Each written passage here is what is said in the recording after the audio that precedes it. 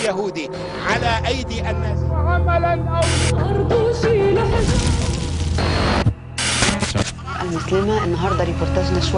This is a recording from last year from Ikra, a Saudi-funded TV station widely shown in Muslim countries. اسمك ايه؟ بسملة. بسملة، عندك كم سنة؟ 3 سنين. انت مسلمة؟ بسملة، انت تعرفي اليهود؟ بتحبيهم؟ لا، ما بتحبيهمش ليه؟ كده. عشان هم ايه؟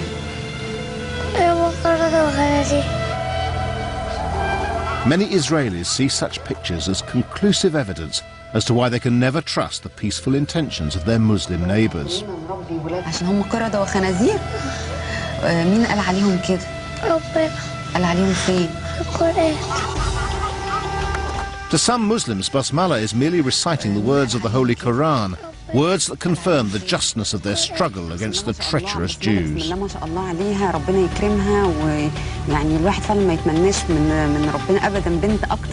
And this is only one of myriad examples I've found of overt anti-Semitism in the Arab world. The Jews are worse than Hitler.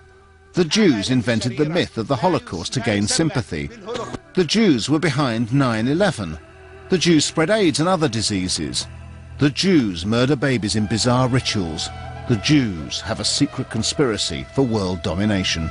So try all the time to say that Holocaust, Holocaust, Holocaust, in order to justify that they come to Palestine. I'm David Aronovich, and tonight I'm on a journey to explore the phenomenon of Muslim anti-Semitism. My search takes me from its roots in medieval Christendom to the heart of the Islamic world. My question is this: is this hatred of the Jews primarily the result of Israel's policy towards the Palestinians, or a sinister import from Europe, translating the Nazi project to a new theatre in the Middle East?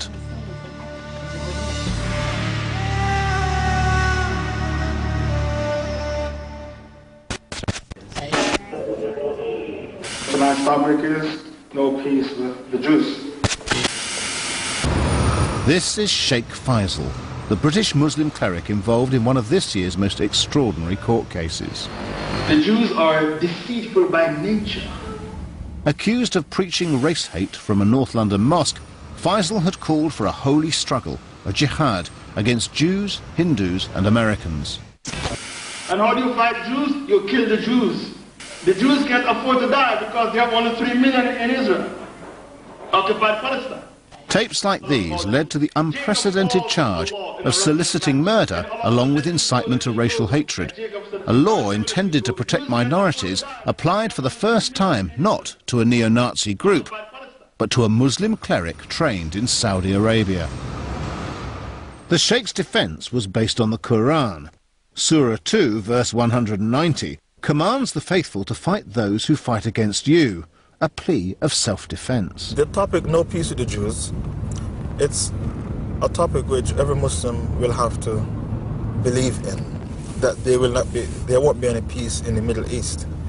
You cannot be a Muslim and contradict the Prophet Muhammad. As he travelled to the Old Bailey, his wife Zubaydah by his side, Faisal hoped the jury would accept his argument that he had merely been calling for Muslims to resist the Israeli aggressor in Palestine.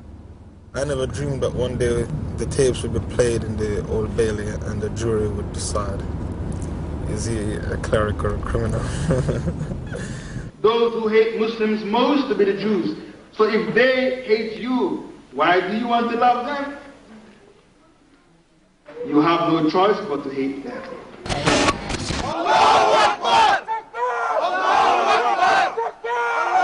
In the view of his supporters gathered outside the court, the Sheikh had simply reiterated the words of God as given to the Prophet in the Quran. And when the court sentenced Faisal to 9 years in jail for soliciting murder, their anger was apparent. The Quran is on trial. The Hadith is on trial. Prophet Muhammad ﷺ stands convicted today from preaching from the Quran.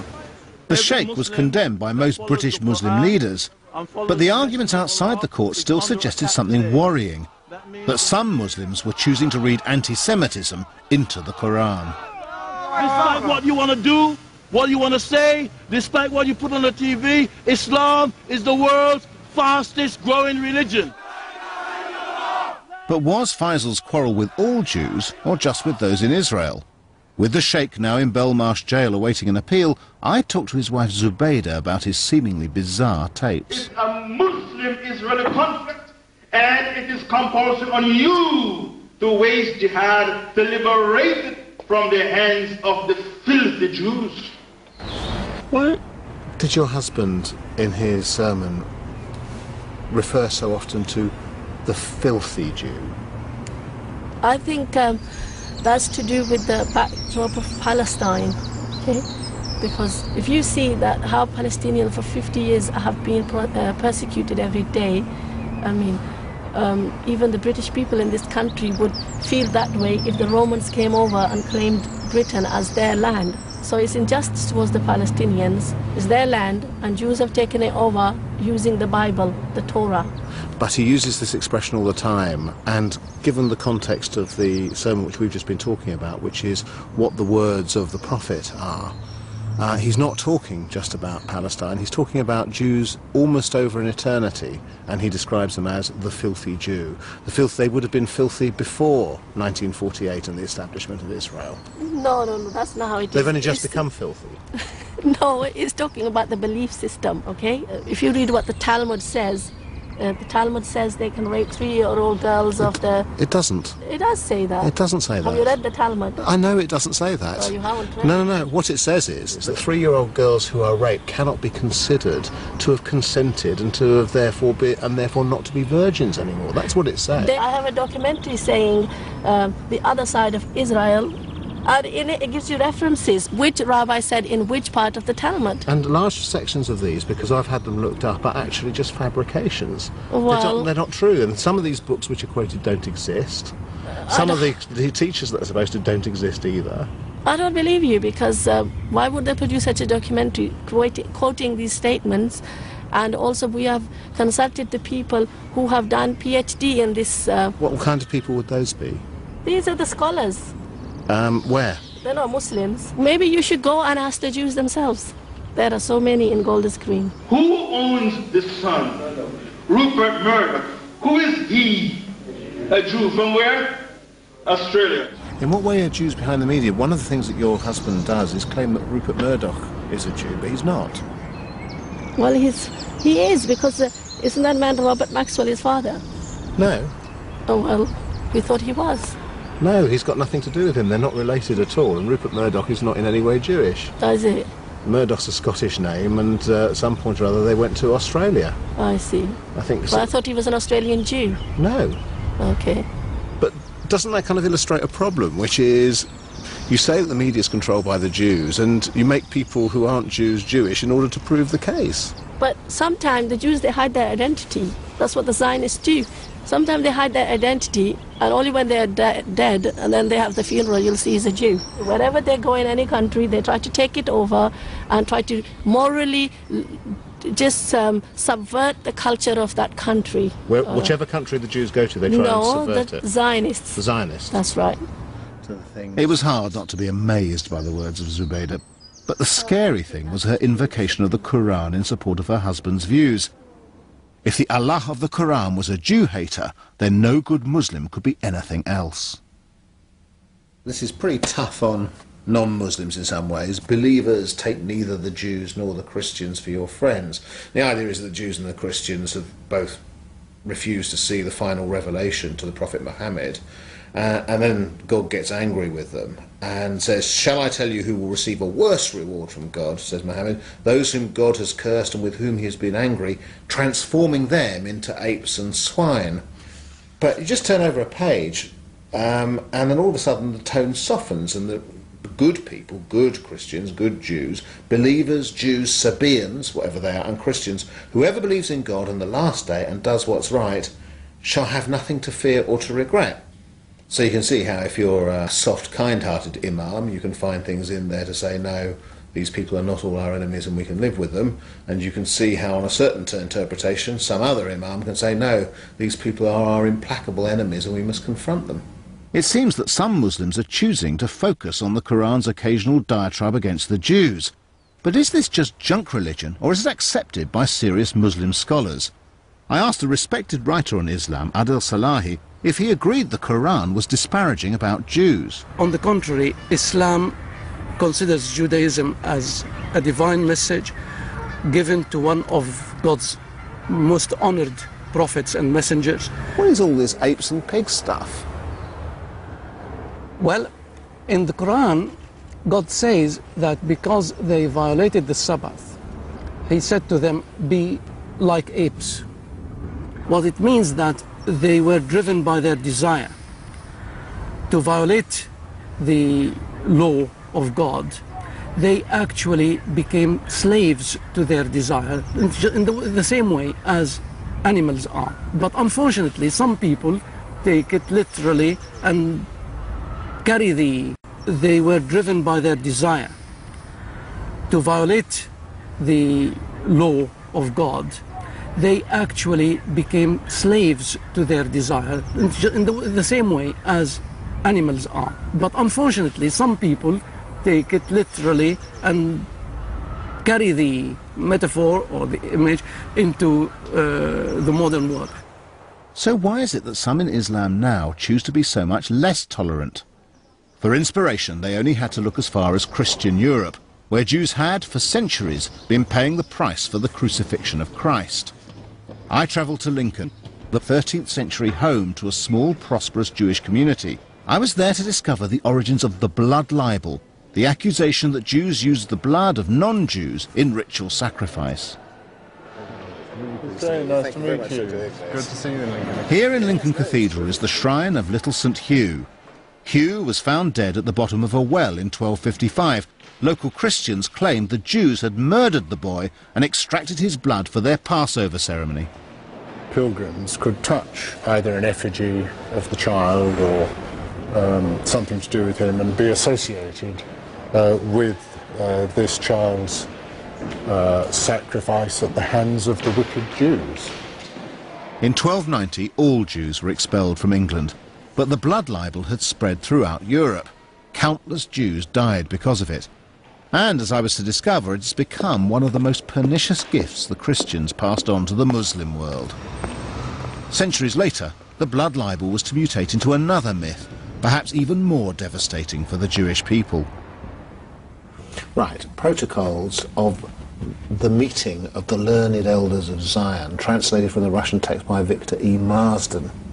This strange document, the Protocols, purported to be a master plan for Jewish world domination, except it was a blatant forgery, a concoction of the Russian secret police. The latter work purports to contain minutes of certain secret meetings of the elders of Zion, which were laid bare the aim and purposes of the general headquarters of the Jewish nation for the conquest and enslavement of the entire world. Millions in Europe came to believe this stuff. There's an almost direct line from the Protocols to the Holocaust.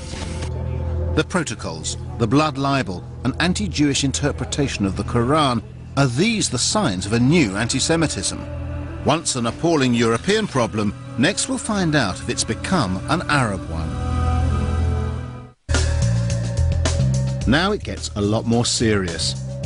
I'm on the road from Jordan to Israel, passing through the occupied West Bank and the Judean desert. It's a critical time here. This place is on a war footing, but now with a slim chance of peace. 2 years of intifada have fueled anti-Jewish rhetoric, as have the ruthless policies of the Sharon government. The war of words is even more intense than the physical battle. But how seriously should we take it?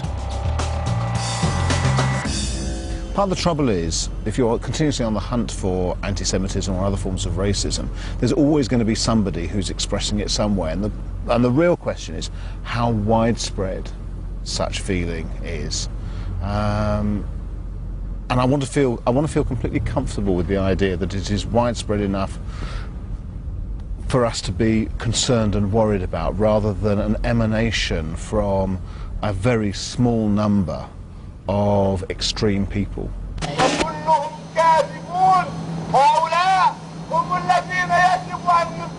At Palestinian Media Watch, I get an answer. Their job is to monitor anti-Semitic material as shown on official Palestine TV.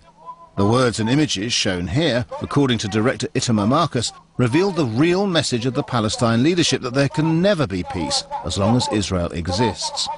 But I asked him, wasn't he just picking on isolated examples for the sake of propaganda? We have 10, 15, 20, 30, 100 times the amount of material that we can possibly send out because it repeats over and over and over and over again.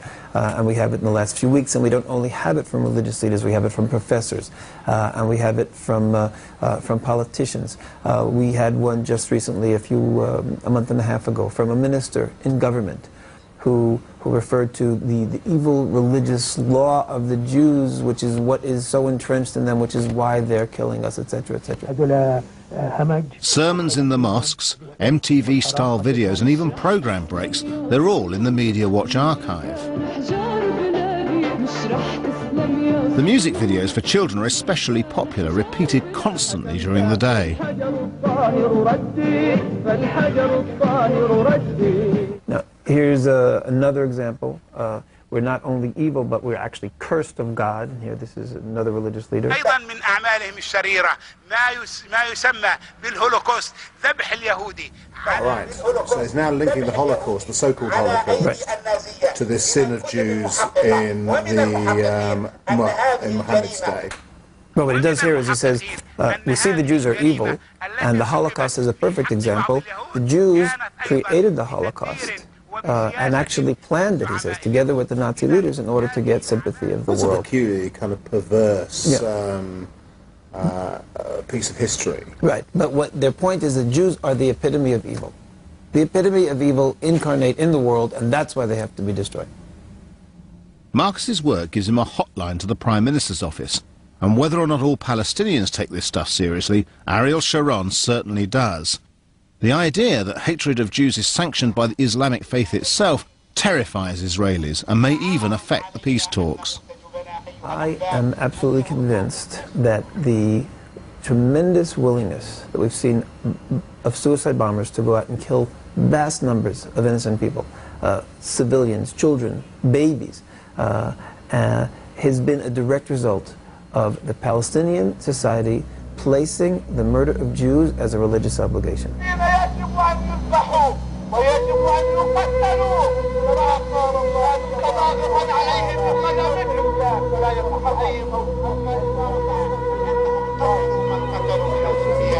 أيضا من أعمالهم الشريرة ما يسمى بالهولوكوست ذبح اليهودي على أيدي النازية.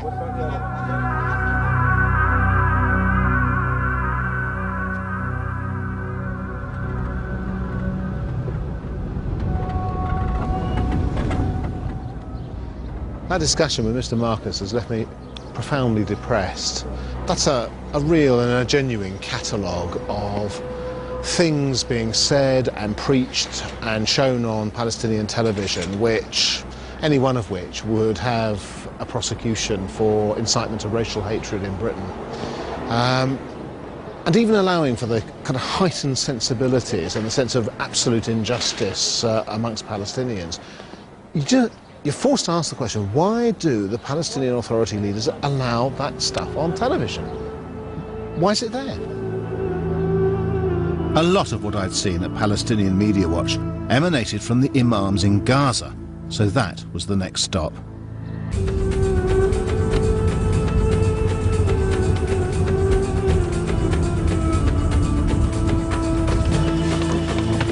Nothing quite prepares you for this place. A unique 14-mile strip of land that's a part of the Palestinian Authority and a virtual prison camp for its 900,000 residents. The Israelis strictly control Palestinian movement in and out. My fixer on the Israel side has not been allowed to visit his sister in Gaza for 10 years.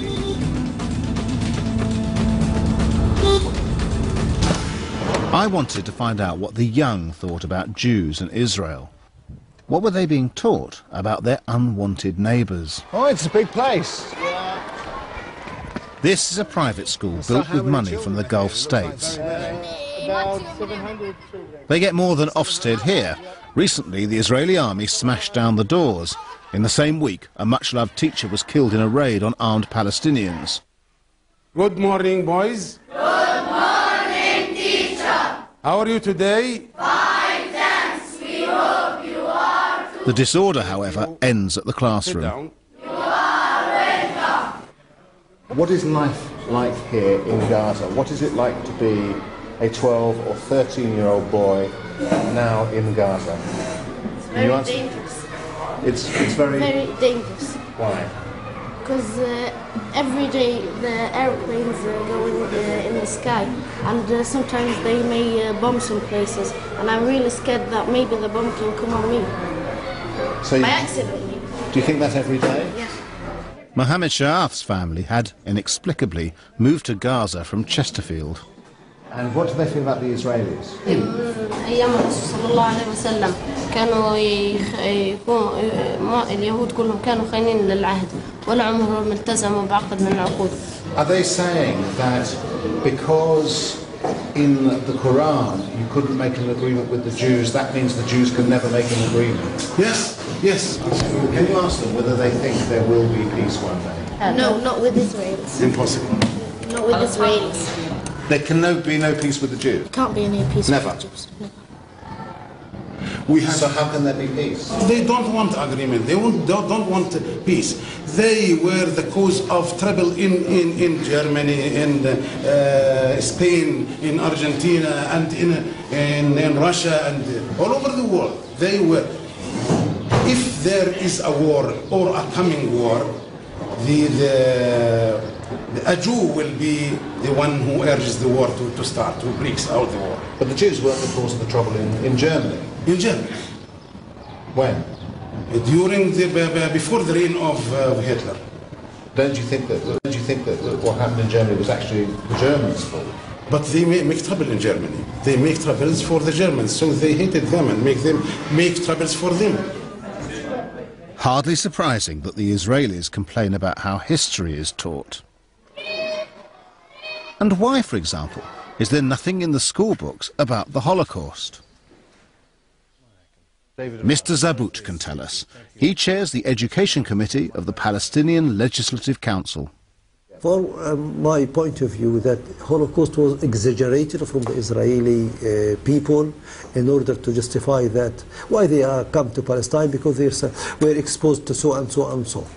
When people say that there may have been 6 million Jews killed in Europe in the Second World War, you think that this is not true? Not true, of course.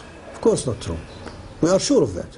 In Britain, what we believe is that the Germans set up big concentration camps in which they killed hundreds of thousands of people. They killed thousands of people every day in the gas chambers.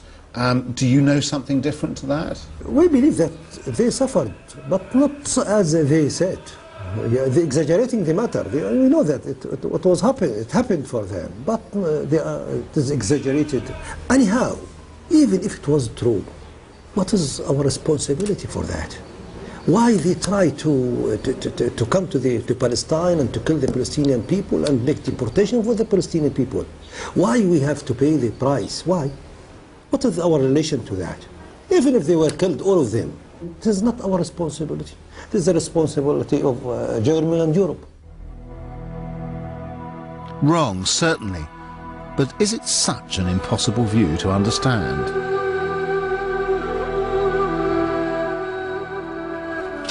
Especially here in Gaza, where incursions by the Israeli Defense Force regularly leave a toll of bereavement and damage. It's the kind of place where you can believe nothing and anything.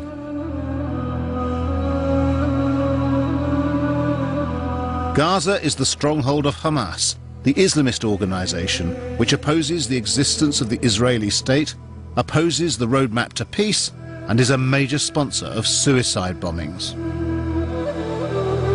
Their political spokesman is the dour but likeable Aziz Rantisi. I was here to ask him about the Hamas covenant, which claims that there's a Zionist plot to establish a mega-Israel from the Nile to the Euphrates. And what's cited in the covenant as proof? Our old friend, the Protocols of the Elders of Zion. This document has been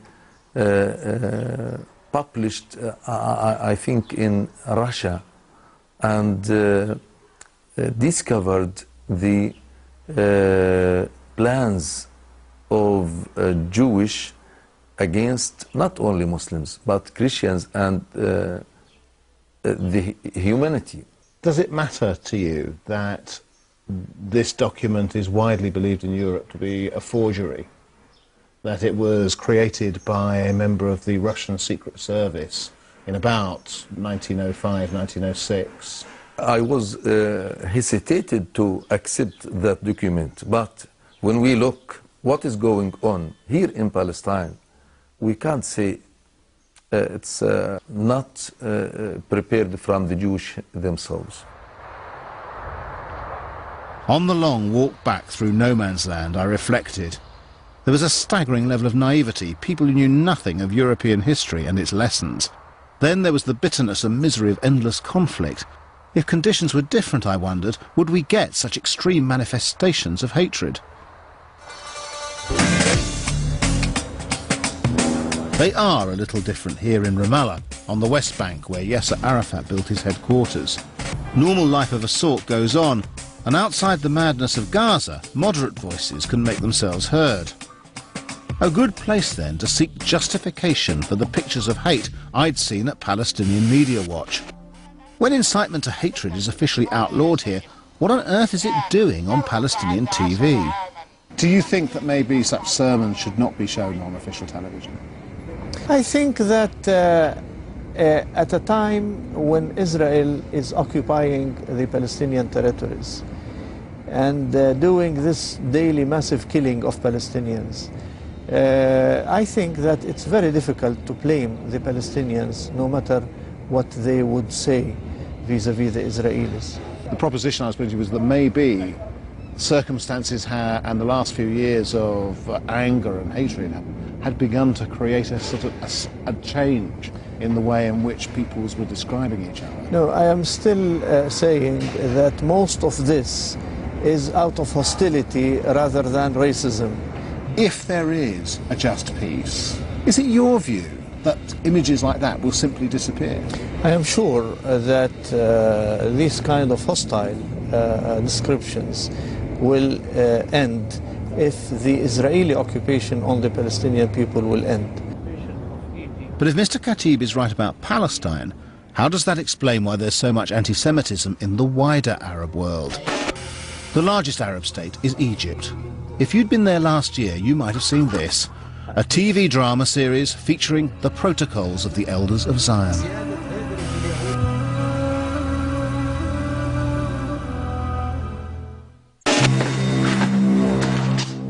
Just watch, if you will, a bit of this, an epic TV drama shown across the Middle East.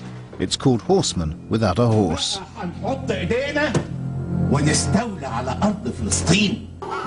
It tells the story of the Arab fight against colonialism, set against the backdrop of a diabolical Zionist plot to establish world domination. Large chunks of the series featured the protocols of the Elders of Zion. The same protocols forged in the 1900s, approved of by Hitler and quoted in the Hamas covenant. The 41-part series caused a major uproar in Israel and America, and was the reason I came to Egypt. It was made here. And now, no one was available to talk about it. During my trip to Cairo, I was accompanied at all times by 2 armed security guards and the affable Amin Mumtaz of the government press office. All requests for interviews went through him. And Mohammed Soubi, the series producer and star, was, I was told, too busy. Anti-Semitism, Amin would later tell me, is a very sensitive matter. What was interesting was the identity of the one man prepared to talk seriously about Egyptian anti-Semitism.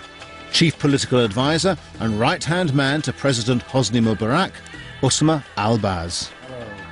Just after the start of the Horseman series, he asked and got the president's permission to write a series of articles condemning Arab anti-Semitism.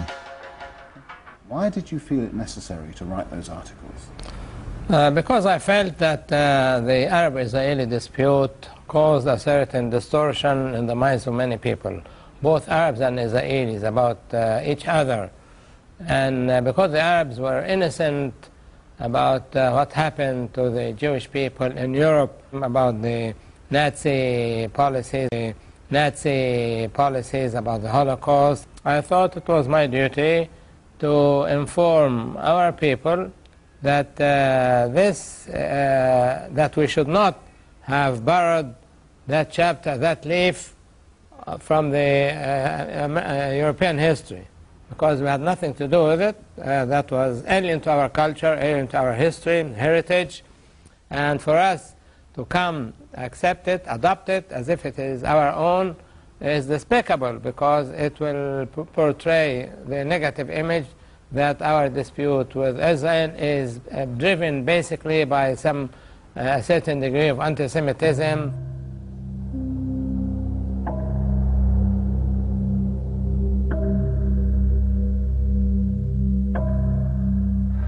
Thinking about it, it seems to me that the Egyptian government is now making a very big effort to sort of row back from the substantial amount of anti-Semitism contained within the Egyptian press. When somebody as authoritative and as central as Osama al-Baz writes significant articles and gives significant interviews, worrying about what's happening and suggesting that actually people be more rational, discuss these things in a more proper and thoughtful way, I think it's a recognition, I think it must be a recognition actually, of the harm that's done to the Egyptian and the Arab cause in the West by its association with such overt anti-Semitism. But Arab governments have turned one face towards us and another to the Arab street, where opinion fed with articles and cartoons is less sophisticated. Much less sophisticated.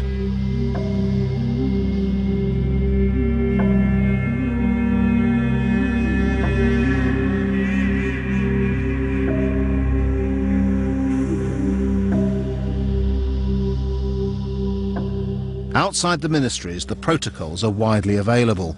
Holocaust denial is common, and even the blood libel lives on. Now there's a new film planned to succeed Horseman Without a Horse. It's linked to the story in this book, The Martyrs of Zion, by, as it happens, the Syrian Defence Minister Mustafa Tlass. The book is a repetition of the notorious Damascus blood libel of 1840. In that year, Jews, including a David Hariri, were charged with murdering a kindly Christian priest, Father Toma, and mixing his blood with the Passover biscuits or matzahs. But the film's producer, Munir Radi, says his version is different. It's about harmony between religions, and it will be Egypt's answer to Schindler's List. اللي أنا عايز أقوله إنه قائمة شندلر إنه الدعاية الصهيونية قامت بعمله أو جهة ما قامت بعمله. أنا بقول إن أنا في سبيل عمل فيلم عن الفلسطينيين وسميته قائمة هراري. ما المقصود بقائمة هراري؟ قائمة هراري هو عبارة عن في سنة 1840 في المدينة القديمة في دمشق. وهم إنجليزي مش كده؟ As he told his story, it dawned on me what Radi was saying. While he claimed his film was nothing to do with the disgusting Damascus blood libel, it shared the same characters, the same wicked Jew Harari who murders the same innocent priest. But his story had mutated into a piece of pseudo-history. وفجأة ظهر الهراري هو الرجل الصهيوني العنصري اللي بدأ يجمع اليهود الموجودين في دمشق القديمة ورحلهم إلى فلسطين، أرض فلسطين. أنا بقول إنه إن في هذه الفترة هي كانت بداية التفكير في الدولة الإسرائيلية. ده بداية التفكير، يعني الخطوة أو الخلية الأولى لتكوين الدولة الإسرائيلية في فلسطين من هذا المكان. Radi's story is the blood libel, but he's exchanged the Jews who kill for blood with the Zionists who kill for Palestine. Actually, there were no Zionists in 1840. Even so, I question whether this is the same kind of murderous racism that fueled European anti-Semitism. In the Middle East, I found a confused hatred for Jews that was usually linked to the battle over Palestine. And in Tel Aviv, I found an echo to my questions. At the university, Esther Webman showed me some of their Nazi memorabilia. Some of the same anti-Semitic imagery is now evident in the Arab world. But does it mean the same? When I put this to Esther, I get a surprising answer. I constantly debate with myself whether this Islamic or Arab anti-Semitism is really racist or is driven by racism. And I'm still debating with myself because I see it mainly on political grounds. But when they talk about the protocols or they use even the blood libel, or they even compare Zionism with Nazism, I am not absolutely sure that every or each one of those who use that fully understand the connotation and the context of the terms. And that's why I have my own debate, and I'm trying all the time to assess whether it is anti-Semitic in the way anti-Semitism is known in the West, or it is a different kind of anti-Semitism. Esther's is an honest ambivalence, and it suggests both hope and fear. Hope in that the message of the Prophet is not inevitably anti-Semitic. When Islam offered a place to Jews in Arab lands, Christians were slaughtering or expelling them. Were the Palestinian issue to be resolved, and the present hatred might die away.